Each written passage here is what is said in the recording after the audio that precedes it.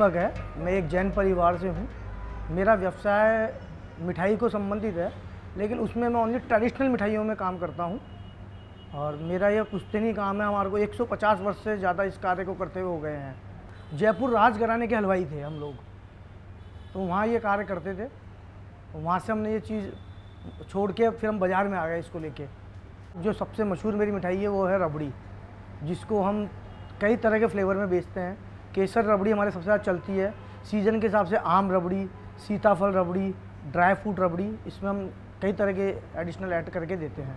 रबड़ी को बनाने के लिए दूध को एक कढ़ाई में रख के उसको घंटों उबाला जाता है। उसमें ऊपर एक हल्की सी मलाई की पपड़ी आती रहती है, उसको पकड़ पकड़ के साइड में लगा के उसका लच्छा बनाया जाता है रबड़ी का। 3 किलो रबड़ी बनने में 1.5 घंटे का समय लगता है और उसमें 15 किलो दूध का इस्तेमाल होता है। लगभग आप मानिए कि 150 किलो रबड़ी प्रतिदिन का विक्रय है।